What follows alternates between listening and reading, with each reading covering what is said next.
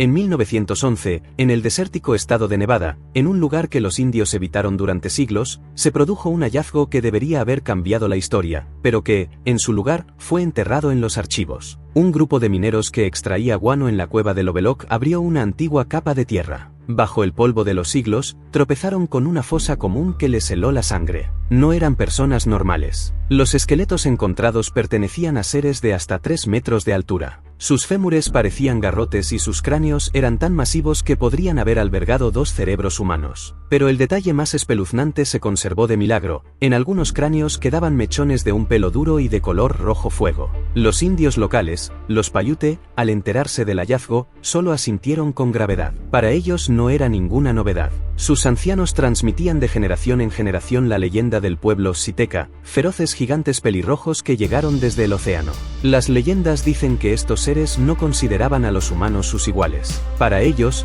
nosotros éramos comida. La guerra entre humanos y gigantes duró siglos, hasta que las tribus unidas acorralaron a los últimos monstruos en esa cueva y los quemaron vivos, bloqueando la entrada con matorrales en llamas. Parecería que ahí estaba la prueba definitiva. Pero, ¿dónde están esos huesos? ¿Por qué no los ves en la sala principal del Museo de Historia Natural? Esto nos lleva a la primera y más oscura parte de nuestra investigación. Existe una teoría de la que en los círculos académicos solo se habla en susurros. Dice que, a finales del siglo XIX y principios del XX, por toda América, desde los túmulos de Ohio hasta las cuevas de Nevada, los arqueólogos encontraron cientos de esqueletos gigantes. Los periódicos de la época, incluido el prestigioso New York Times, estaban llenos de titulares: encontrados esqueletos de una raza de gigantes, guerreros de 3 metros de la antigüedad, desenterrado gigante con armadura de cobre. Pero luego ocurría algo extraño. Llegaban representantes de grandes instituciones científicas, en particular del Instituto Smithsoniano, confiscaban los hallazgos para estudiarlos y estos desaparecían para siempre.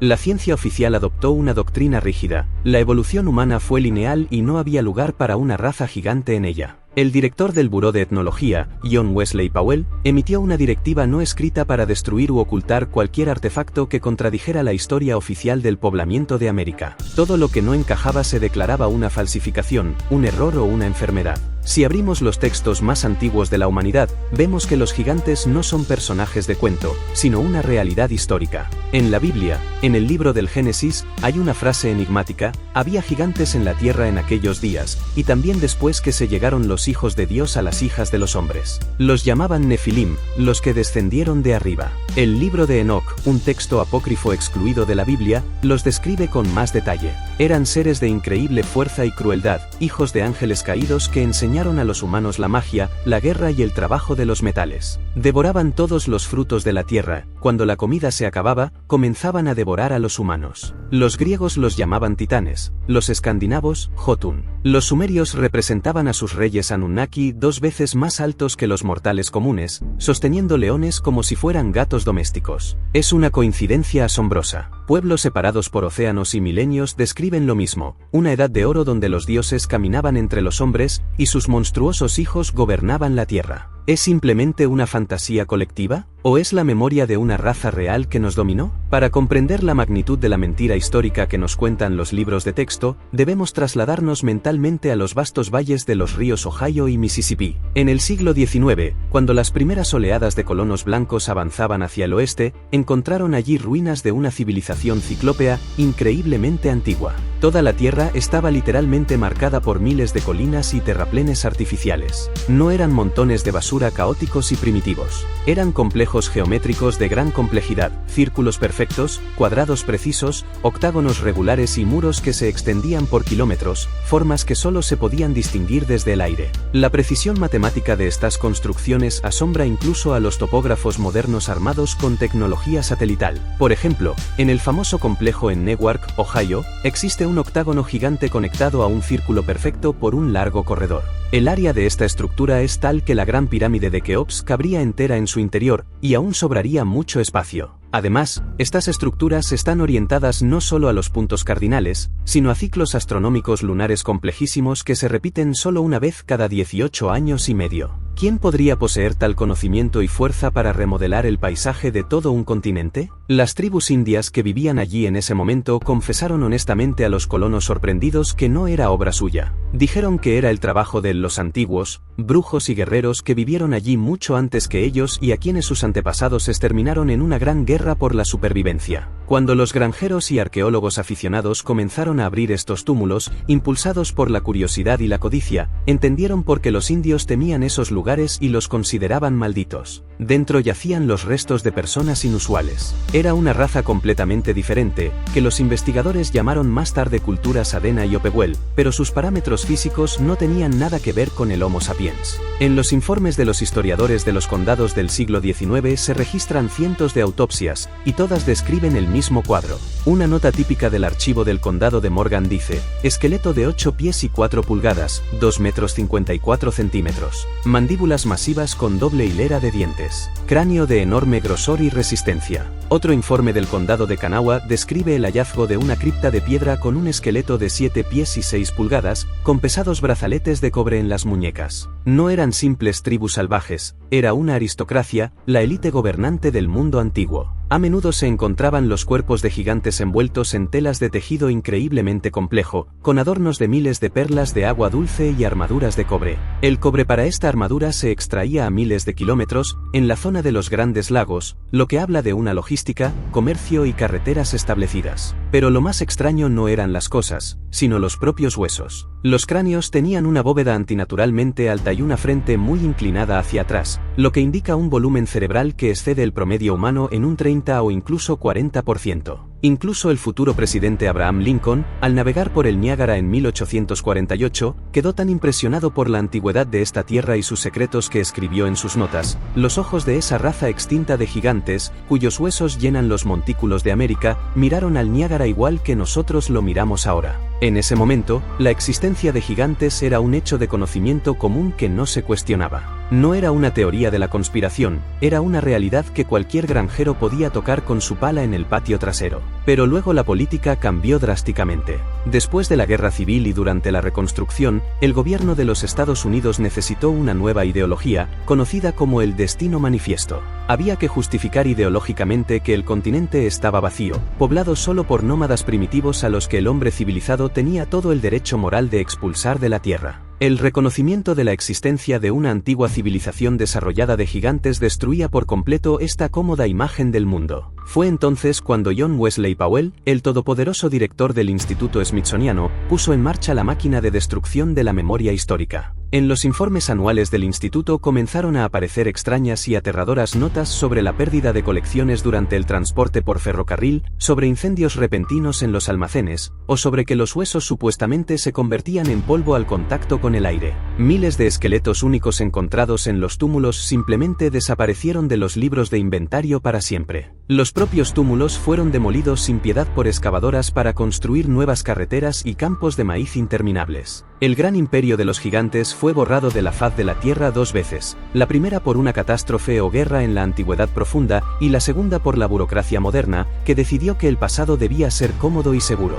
Entre todas las extrañezas anatómicas y mutaciones encontradas en túmulos y cuevas, hay dos detalles concretos que convierten el tema de los gigantes de un seco enigma histórico en un verdadero horror biológico. Estos detalles se encuentran en los informes con demasiada frecuencia y sistematicidad como para ser una mutación aleatoria o un error del escriba. Se trata del fenómeno conocido como poliodoncia, es decir, dientes supernumerarios, y polidactilia o 6 dedos. Empecemos por los dientes, ya que es el rasgo más aterrador.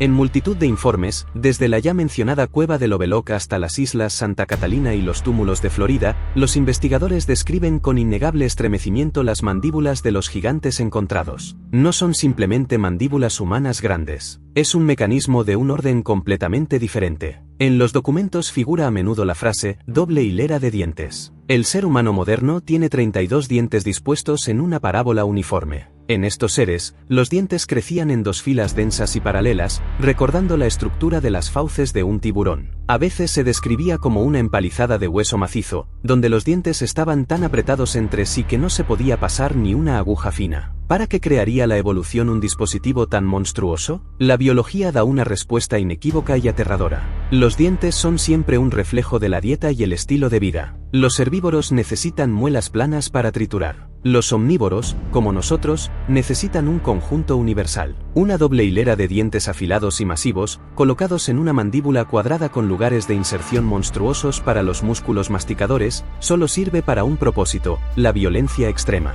Es la herramienta ideal para agarrar una presa viva que se resiste activamente. La doble fila garantiza que, aunque la víctima se sacuda y forcejee, el agarre mortal no se afloje ni un segundo. Es una herramienta para desgarrar tendones duros, lo más importante, para triturar huesos grandes. Tales fauces las necesita un ser que requiere una enorme cantidad de calcio y calorías. Un ser que literalmente succiona la médula ósea. Esta prueba anatómica convierte las leyendas indias sobre los caníbales en un seco hecho científico. No éramos para ellos hermanos menores ni alumnos. Éramos una fuente de proteínas. La segunda anomalía: 6 dedos en manos y pies. En la Biblia, en el segundo libro de Samuel, se describe a un gigante de Gat, hermano del famoso Goliat. El texto dice: hubo otra batalla en Gat, donde había un hombre de gran estatura que tenía 6 dedos en cada mano y 6 dedos en cada pie, 24 en total. Las pinturas rupestres en el cañón del Chaco y en Utah a menudo representan palmas con 6 dedos levantadas en señal de saludo o amenaza. Se encontraron esqueletos con 6 dedos en túmulos por toda América del Norte. Y a menudo estos dedos extra no eran apéndices rudimentarios colgando de la piel, sino falanges funcionales completas con sus propias articulaciones y músculos. La polidactilia es un rasgo genético dominante. En la naturaleza es raro, pero en los gigantes estaba fijado genéticamente, transmitiéndose de generación en generación. Esto confirma una vez más que no eran simplemente personas altas enfermas de gigantismo o acromegalia. La acromegalia hace que los huesos sean frágiles, porosos y deformes. Los huesos encontrados en los túmulos son descritos por los arqueólogos como increíblemente densos, pesados y fuertes, como si estuvieran tallados en marfil. Combinen estos dos hechos: 3 metros de altura, 6 dedos para un mejor agarre y retención de armas, y una doble fila de dientes para matar. Ante nosotros aparece el retrato no de un sabio constructor de civilizaciones, sino de una máquina biológica de muerte ideal, un superdepredador que estaba en la cima absoluta de la cadena alimenticia. Y el hecho de que este depredador haya desaparecido solo dice una cosa: algo en este mundo se volvió tan hostil que incluso tal poder absoluto no pudo sobrevivir. Antes de hablar de cómo murieron en agonía, hay que entender cómo pudieron vivir y prosperar. Porque sabemos que la física moderna es despiadada con los grandes tamaños. La respuesta radica en que nuestro planeta no siempre fue como es ahora. El principal argumento de los escépticos suena así: los gigantes son biológicamente imposibles. Su corazón no aguantaría la carga, los huesos se romperían bajo su propio peso. Y tienen razón. Pero tienen razón solo para las condiciones actuales de la Tierra. Juzgan el pasado por las leyes del presente, olvidando que los parámetros físicos de nuestro planeta no son constantes. Existe una seria hipótesis científica, apoyada por algunos paleobiólogos y físicos, que dice que en el pasado lejano, en la época de la megafauna y posiblemente de la humanidad temprana, la presión atmosférica en la Tierra era cardinalmente diferente. Las pruebas de esto están encerradas en el ámbar, la resina fosilizada de árboles antiguos. Cuando los científicos analizan las burbujas microscópicas de aire atrapadas en la resina hace millones de años, encuentran algo sorprendente. El contenido de oxígeno en ese aire alcanzaba el 30% y a veces el 35%, frente al 21% actual. Pero lo más importante es que la densidad del aire mismo era significativamente mayor. Imaginen la Tierra como una gigantesca cámara hiperbárica. La presión atmosférica era 1,5 veces o incluso 2 veces mayor que la actual. ¿Qué cambia esto? Absolutamente todo. En primer lugar, la respiración. En un aire denso, la presión parcial de oxígeno es mayor. Esto significa que el oxígeno penetra en la sangre instantáneamente y en grandes cantidades, sin esfuerzo extra por parte del corazón y los pulmones. La hemoglobina se satura al límite en una sola inspiración. Esto quita completamente la carga al sistema circulatorio. El corazón de un gigante no necesitaba trabajar al límite para bombear sangre por un cuerpo enorme. La propia atmósfera le ayudaba, literalmente empujando el oxígeno a los tejidos. En tales condiciones, los seres vivos sienten una increíble oleada de fuerza, las heridas profundas sanan en horas y la fatiga muscular prácticamente no aparece. En segundo lugar, la almohada de aire. Un aire más denso tiene una fuerza de sustentación mucho mayor. Esto explica la famosa paradoja de los pterosaurios, lagartos voladores del tamaño de una jirafa, como el Quetzalcoatlus. Según los cálculos aerodinámicos modernos, el Quetzalcoatlus con su enorme masa y envergadura simplemente no podría despegar en nuestra actual atmósfera enrarecida. Pero en el aire denso y espeso del pasado, planeaba fácilmente. Lo mismo se aplica a los insectos gigantes del período carbonífero. Los gigantes humanos son parte orgánica de ese mismo sistema biológico. En un mundo de alta presión y alto oxígeno, una estatura de 3 o 4 metros no era una anomalía o enfermedad, era la norma. Sus cuerpos estaban perfectamente adaptados a ese entorno. Sus huesos eran más fuertes, su metabolismo más rápido y eficiente. Los textos antiguos, incluida la Biblia, hablan de personas que vivían 900 años. En condiciones de oxigenación hiperbárica, los procesos de envejecimiento realmente se ralentizan y la regeneración celular se acelera drásticamente. Era un paraíso biológico. La época de los titanes, cuando el planeta permitía a la vida alcanzar su máximo absoluto. Algunas teorías van más allá y sugieren la presencia de una cúpula de vapor en las capas superiores de la atmósfera, que creaba un efecto invernadero potente, asegurando un clima suave de polo a polo y protegiendo el ADN de la radiación cósmica. Los gigantes no eran un error de la naturaleza, eran su obra maestra, creada para condiciones ideales, condiciones que un día desaparecieron. Pero entonces algo sucedió. Los textos antiguos hablan del diluvio, los geólogos, de la caída de un meteorito o un cambio de polos. El resultado fue uno: la cúpula de vapor colapsó, la presión cayó, el oxígeno desapareció. Para los gigantes, esto fue el fin del mundo. El mundo que era su hogar se convirtió instantáneamente en una cámara de gas. Sus pulmones ya no podían saturar su enorme cuerpo de oxígeno. Sus corazones comenzaron a trabajar al límite. Justo en ese momento, la Tierra les dictó una sentencia de muerte que llamamos gravedad. Miremos esto desde el punto de vista del horror biológico en nuestro mundo actual. Si hoy trajéramos a ese Goliat bíblico a nuestras condiciones, la física lo destruiría en minutos. Aquí funciona la ley del cuadrado cubo. Al aumentar la estatura 3 veces, el peso del cuerpo aumenta al cubo, 27 veces, pero la resistencia de los huesos solo al cuadrado, 9 veces. Obtenemos una construcción que es 3 veces más pesada de lo que su fundamento puede soportar. En cuanto un titán así intente levantarse, su fémur sufrirá una sobrecarga monstruosa y podría explotar desde dentro bajo el peso de la carne. No es la vida de un guerrero poderoso, es la vida de un inválido que teme dar un paso en falso.